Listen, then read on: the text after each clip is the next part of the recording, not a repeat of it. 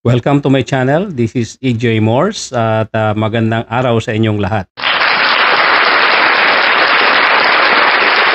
Sana saan mang dako kayo ng mundo naroon ngayon ay nasa maayos kayong kalagayan.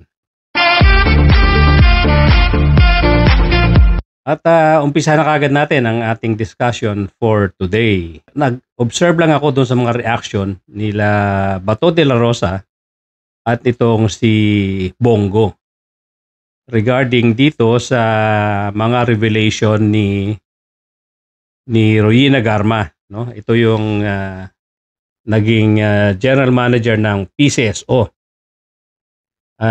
Lumalabas kasi na marami pala talaga siyang hindi sinabi ng mga nakarang hearing at dahil na rin siguro sa pressure at hanggang ngayon nakakulong siya sa detention cell o detention room ng Kongreso.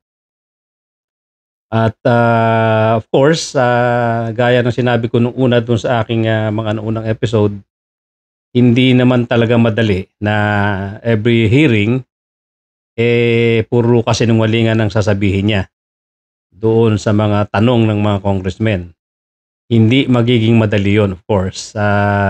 Lalong-lalo na yung mga congressmen, ang itinatanong nila, meron na talaga silang mga alam. Alam na nila yung marami na silang informants, marami na silang dokumento, at marami na silang nakuhang information tungkol dun sa mga nangyari during the presidency of Digong Duterte. So hanggang ngayon nga nakakulong pa tong si naka-detain pa tong si Royina Garma dahil nga doon sa kanyang pagsisinungaling doon sa mga naunang hearing. At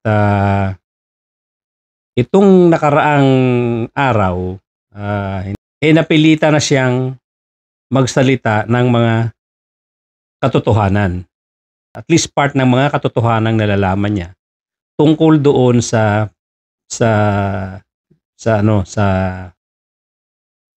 tungkol doon sa war on drugs ni Digong Duterte. At hindi niya rin maikaila na talagang ginamit siya pati na itong si Delberto Leonardo, colonel din ito. Dahil ito yung mga very close talaga kay Duterte during that time. So ito yung sinasabi ni Senator Bato de la Rosa na may isa pang tao na malapit sa tenga ni Digong Duterte. Lumalabas, ito pala si Edelberto Leonardo o yung Colonel Leonardo. So, doon sa nakaraang hearing na kung saan nagsalita na nga ng binago ni Colonel Garma yung kanyang testimony, yung kanyang sinumpaang salaysay, inamin niya na nagkaroon nga talaga ng pag-uusap yung kanyang batch at saka yung batch ni Colonel Leonardo doon sa Davao, nag-usap-usap kasama ang presidente. At ang pinag-usapan nga dito ay tungkol sa Davao model ng pag-i-implement ng war on drugs. So yun ang nangyari at may mga dinital siyang sinabi kung paano na-involve itong si Colonel Leonardo. Siya ang kumontak dito dahil ang naghanap nga sa kanya ng tao ay si Digong Duterte. During that time, hinanapan siya kung sino ang pwedeng mag-implement ng nationwide war on drugs. Na ang una niyang naisip ay itong si Colonel Leonardo na para mag-implement na sinasabi niya may kakayahan nga.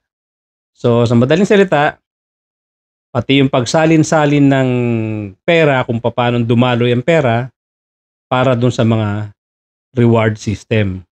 So, kinonfirm niya na may mga reward nga. At dito, lumabas yung pangalan ni Bongo. no, Senator Bongo. Sinasabi niya na sa bawat plano, bawat pag-uusap ay through Bongo nangyayari. Nung nagpa-planning na itong si Colonel Leonardo.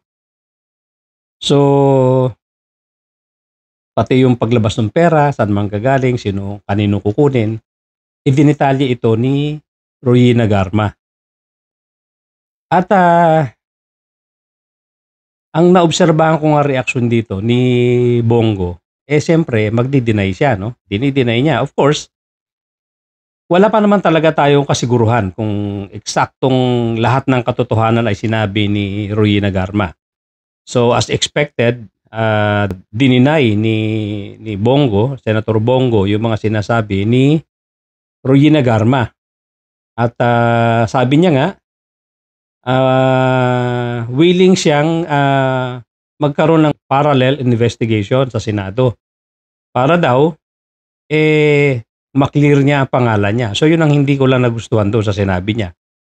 Gusto niyang magkaroon ng parallel investigation sa Senado para i-clear yung pangalan niya. Hindi ba dapat dito dapat magkaroon ka ng investigasyon para mapatunayan kung totoo o hindi ang lahat ng mga accusations, lahat ng mga sinasabi ni Royina Garma. Hindi lang para i-clear ang pangalan ni Senator Bongo. So yun ang hindi maganda doon sa sinabi niya.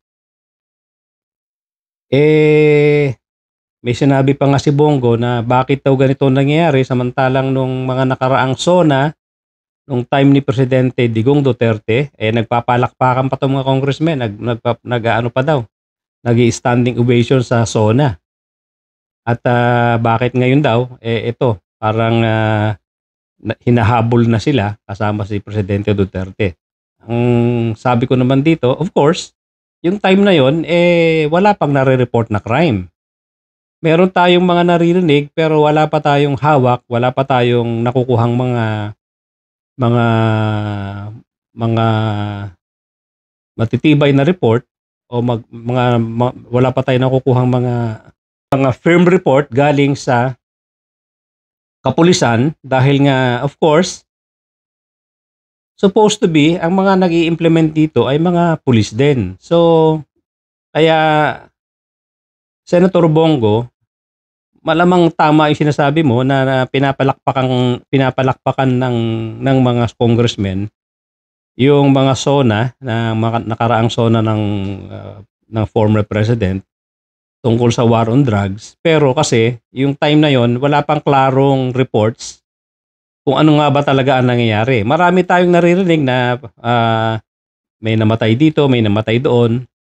May nakikita tayo sa television pero of course ang claim talaga ng mga policemen nanlaban. Meron na namang napapatay na mga riding in tandem. So walang klaro. Siguro yun ang kadahilanan kaya ang mga congressmen wala pa talagang panghawakan. Kaya nung SONA pinapalakpakan nila. Although, siyempre, hindi lang naman siguro yung war on drugs yung pinapalakpakan ng mga congressmen na yon. So, yun naman ang nakikita kong point of view. No? Ngayon, no, nagkakaroon na ng mga tawag dito, meron na mga neutral report, nagkakaroon na ng maramihang malawakang investigasyon, nag-iiba na ang ihip ng hangin. So lumalabas, kailangan talagang imbestigahan ulit yung mga namatay na yan, mga pinatay. At kung talagang gusto naman ni Senator Bongo na magkaroon ng investigasyon sa Senado, sana wag naman na silang tatlo lamang nila Richard Gomez, silang tatlo lamang nila Robin Padilla at ni Senator Bato de la Rosa ang ma-involve dito. Kung maaari nga sana, kung a-aproba ni Senate President Chis Escudero ito, ay through other committee. Huwag yung committee nila Bongo, committee nila Senator Bato at Senator Robin Padilla para naman meron tayong matatawag na neutrality. Kasi obvious nung mga nakaraang ginawang hearing ni Senator Bato de la Rosa, hindi wala tayong masyadong nakitang neutrality.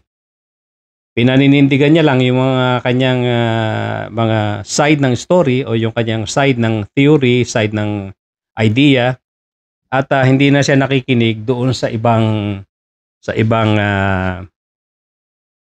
ibang idea kundi yung kanya lang. Katulad nga nung kay Morales, yung kanyang, ginawang hearing doon sa sinasabing leakage doon sa PIDEA, medyo one-sided po tayo, Senator, Bato de la Rosa. Pigil na pigil ang pagsasalita ng ibang witnesses na hindi magkokonporme doon sa testimony ni Morales. Samantalang si Morales, freely nakakapagsalita. Of course, paminsan-minsan pinipitik mo dahil siyempre obvious na talagang may freedom siya magsalita yung sa hearing na yan. Kaya ang kahilingan ko sana kung magkakaroon ng talagang hearing sa Senado tungkol dito kay Ruina Garma, maging neutral na committee. Huwag yung committee ni Bato de la Rosa, committee ni Robin Padilla, at committee ni Bongo. Para ma-ferret out natin talaga ang katotohanan. Hindi yung kasi yung nakita nating hearing na ginawa ni Bato de la Rosa, halos hindi makapagsalita yung ibang witnesses na hindi papabor sa kanilang theory at sa papabor sa kanilang statement. Ganun lalong-lalo na nung hearing doon sa sa compound ng KOJC. Naging obvious na talagang side lang ni Kibuloy ang gusto nilang dito makinabang doon sa hearing na yon. Parang lumalabas pa na kaya sila nagpa-hearing doon para mapigilan yung tuluyang pagka-aresto ni Kibuloy. Na mabuti naman at nanindigan si General Torre at yun finally nahuli na nga after 2 weeks na pagbabantay at paghahanap ng mga pulis doon sa compound ng KOJC. So ang sinasabi natin dito, kung magkakaroon man ng parallel hearing sa Senado, sana nga maging neutral na kayo. Or the best is to give this investigation, this hearing to other